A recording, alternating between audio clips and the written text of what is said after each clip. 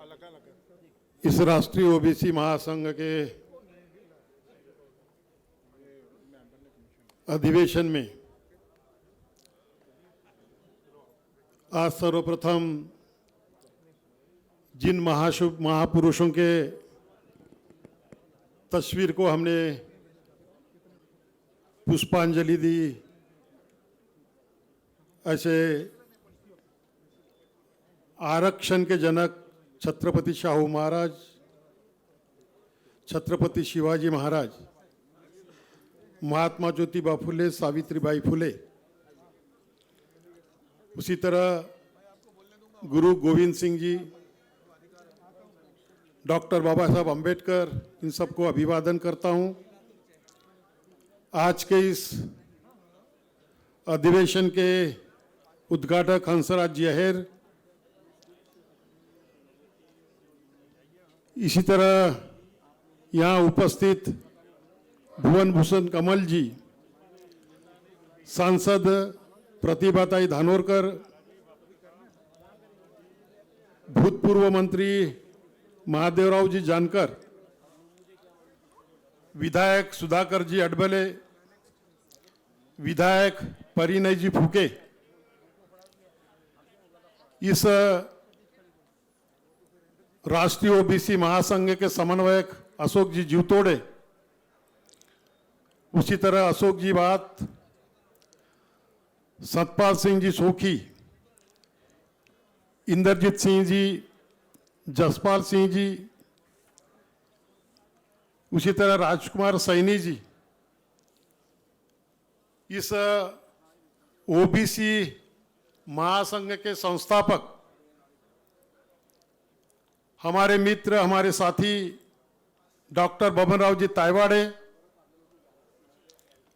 और महासचिव सचिन जी राजूरकर, और इस अवसर पर पधारे सभी हमारे ओबीसी, एससी, एसटी सभी बहनों और भाइयों, हमें भी जाने की जल्दी है। हमारे संसद का अधिवेशन चल रहा है दिल्ली में, इसलिए हम आज ज़्यादा बात न करते हुए संक्षिप्त में हम आपको बताएंगे, उसके बाद हमें आप जाने की इजाज़त देंगे। इस अवसर पर मैं इतना कहना चाहता हूं कि जो हमारी मांग है शुरू से कि जातीय न्याय जनगणना होनी चाहिए, इसकी मांग हमने सदन में भी उठाई, पहले दिन से उठाई और सदन के बाहर भी उठाई। लेकिन जिन लोग नहीं चाहते वह लोग कहते हैं कि जिनको अपने जात का पता नहीं वो जात न्याय जनगणना की बात करते हैं। अगर कोई व्यक्ति जात पात नहीं मानता, वो खुद को कोई जाति का नहीं समझता, उसने अगर जातीय जनगणना की मांग की तो गलत समझा जाएगा। इस तरह से बात की जाती है। तो क्या आप इस बात पे सहमत है कि अगर जो कोई आदमी जाति नहीं मानता, अगर उसने जाति या जनगणना की मांग की तो क्या गलत है? ये तो सबके लिए, एससी, एसटी, ओबीसी जितने भी प्रवर्ग इस समाज में हैं, अगर सबकी जाति या जनगणना होगी तो सबको न्याय मिलेगा, सबको उनके संख्या के हिसाब से प्रतिनिधित्व मिलेगा। ये आरक्षण का मुद्दा नहीं है, हम उसको आरक्षण कहते हैं, लेकिन ये आरक्षण होता है आपको प्रतिनिधित्व दिलाने के लिए, और प्रतिनिधित्व मिलाने के लिए आपके पास में कितनी प्रॉपर्टी है, आपके पास में कितना पैसा, आपका अपने साधन है, वो नहीं देखे जाते, आपकी जात क्या है वो देखी जाती है। ये ध्यान में रखना। आपके पास में कितनी भी प्रॉपर्टी हो, लेकिन अंबानी अपनी बेटी आपको नहीं देगा, क्योंकि आप वो जात के नहीं हैं।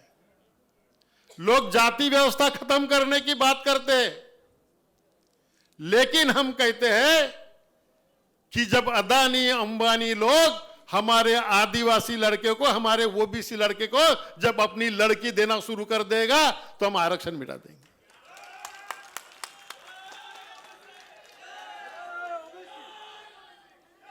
ओबीसी के ऊपर हजारों सालों से जिस तरह कुछ ये समाज के कुछ तबके को अछूत बना के रखा था, उसी तरह से ओबीसी समाज के ऊपर बरसों से, हजारों सालों से अन्याय होते आया है। मंडल आयोग लागू हुआ, मंडल आयोग ने वाला 52% ओबीसी है, लेकिन सुप्रीम कोर्ट में केस गई, सुप्रीम कोर्ट ने उसमें पाबंदी डाल के 50% के ऊपर आरक्षण नहीं रहेगा। कितने साल हो गए इस बात को? हमने कोई पहल नहीं की कि ये 50% की मर्यादा हटे। ओबीसी की संख्या 57% है, आरक्षण मिलता है 27%। क्यों? क्योंकि 50% के ऊपर आरक्षित पद नहीं रखते, 50% ओपन रखना पड़ेगा। संख्या के हिसाब से अगर आरक्षण नहीं मिलता तो ये अन्याय है। और उसके बावजूद भी क्रीमी अभी और एक तारीख को अभी सुप्रीम कोर्ट का लगा, 7 जजेस बेंच का। अभी SC ST के लिए भी क्रिमिनल लगाओ बोलते, हम बोलते ओबीसी का क्रिमिनल हटाओ। ओबीसी को जो क्रिमिनल लगा है उसको हटाने की हम मांग करते हैं, हटा है तो नहीं, लेकिन अभी SC ST को जो क्रिमिनल था वो लगाने की बात आ गई। यानी फिर से आपको जाल में फंसाने का काम हो रहा है। और इस क्रिमिनल संविधान में सामाजिक और शैक्षणिक पिछड़ापन, इसके आधार पर आरक्षण मिलता है। आर्थिक पिछड़ेपन पे आरक्षण मिलता है उनको, 10% की कैटेगरी बन गई, उनके लिए भी प्रावधान है। उनके लिए भी प्रावधान है, जो इकोनॉमिकली बैकवर्ड है उनके लिए प्रावधान हो गया है 10% का, आपको पता है सबको। EWS इकोनॉमिकल वीकर सेक्शन के लिए आरक्षण हो गया, लेकिन जो पिछड़े लोगों का ओबीसी का आरक्षण है, यह आरक्षण सामाजिक और शैक्षणिक पिछड़ेपन पे आधारित है, आर्थिक पिछड़ेपन पे या आर्थिक सधनता पे आधारित नहीं है। ये अनकॉन्स्टिट्यूशनल बात क्रिमिनल में आती है, इसलिए क्रिमिनल जो लगाया गया है वो कॉन्स्टिट्यूशनल नहीं है। लेकिन फिर भी सुप्रीम कोर्ट ने अभी वो कंसीडर किया है कि भी स्टेट को परमिशन दिया है कि आप क्रिमिनल लगाओ। इस तरह से बात होती है कि 50% की मर्यादा हटनी चाहिए। उसी तरह ये जो सगे सोयरे वाला कानून है वो किसने लाया पता नहीं, कहाँ के सगे सोयरे लाए हम भी पता नहीं, और ज़बरदस्ती किसी को किसी में घुसाने का काम हो रहा है। इस तरह का काम नहीं होना चाहिए, नहीं तो जो आपको मिलता है वो भी नहीं मिलेगा, वो भी कोई और लेके चला जाएगा। इसलिए ये सगे सोयरे वाला जो कानून है ये बहुत बेकार है। और ओबीसी के आरक्षण में जो भी ओबीसी है उसमें किसी और को जो बहुत सधन है, सभी बातें सक्षम है, अगर ऐसे लोग ओबीसी में आ गए तो ओबीसी को जो अभी मिल रहा है वो भी मिलना बंद हो जाएगा। यहाँ पर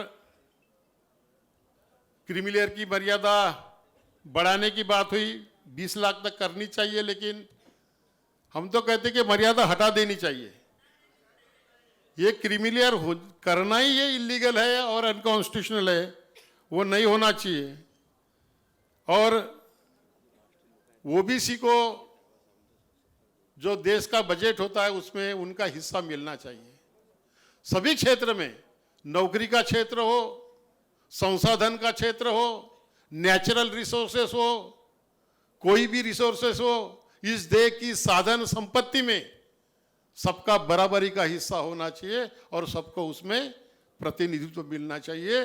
तो ये आरक्षण जो है प्रतिनिधित्व की बात करता है। हर क्षेत्र में प्रतिनिधित्व सभी को उनके संख्या के हिसाब से मिलना चाहिए, इसलिए जात न्याय जनगणना होनी चाहिए।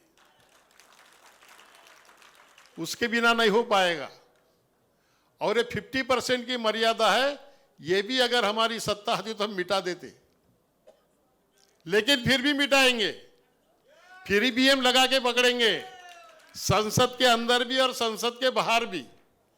अभी हमने वो सवाल एक किया, अभी आने का है। 0 आवर में सवाल उठाने के लिए, 0 आवर में बोलने के लिए हमने ये जो जनगणना का दिया है ये मुद्दा, और 50% आरक्षण, 50% जो मर्यादा हटाने के बारे में हमने दी है संसद में। अगर हमारा नंबर लगेगा, अभी 12 तारीख तक संसद चलेगी, अगर हमारा नंबर लगेगा तो जरूर हमें ओबीसी की आवाज संसद में भी बुलंद करने का काम करेंगे।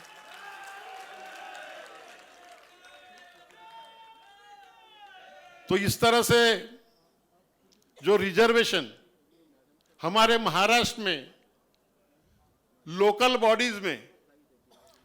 बॉडीज में ओबीसी को मिलता था, वो आरक्षण बंद कर दिया गया। बहुत सुचारू ढंग से आपको बहलाकर, फुसलाकर, आपको बताकर कि हमारी सत्ता आने के बाद अगर हम आरक्षण नहीं दिला पाए तो हम संन्यास ले लेंगे। किसी ने संन्यास लिया नहीं, लेकिन ओबीसी को जो राजकीय आरक्षण मिलता था, लोकल बॉडीज में जो आरक्षण मिलता था, वो बंद हो गया। वो अभी भी शुरू हुआ नहीं। तो वो आरक्षण शुरू होना चाहिए। कब होगा? जब जनगणना होगी, क्योंकि जो पहले के जनगणना के आंकड़े केंद्र सरकार देने को तैयार नहीं, और कोर्ट बोलता है कि जब तक वो कि आपकी संख्या कितनी है ये निर्धारित नहीं होता, तब तक के आरक्षण नहीं दिया जाता। तो जो आरक्षण मिल रहा था वो भी बंद हो गया। उसके बारे में भी आवाज उठाने की कोशिश करेंगे। अगर हमें वक्त मिला, अगर हमें चांस दिया गया, तो हम जरूर सदन में इसके बारे में आवाज बुलंद करेंगे। इतना मैं आपको आश्वासित करता हूं। आपकी मांगे हम सरकार के तरफ लगा कर रखेंगे, और निवेदन भी देंगे मंत्री महोदय को कि भी ये होना चाहिए, और दबाव डालेंगे सरकार पर कि ये जात न्याय जनगणना जल्दी से जल्दी ये सरकार करे। इतना मैं आपसे आश्वस्त करना चाहता हूं। आपने हमें यहाँ पर निमंत्रित किया, हमने जो आपको बताया वो आपने सुन लिया, इसलिए आपका सबका आभार व्यक्त करता हूं। और मैं इस राष्ट्रीय ओबी महासंघ का फाउंडर मेंबर होने के नाते आपका यहाँ सबका यहाँ मैं स्वागत करता हूं। धन्यवाद।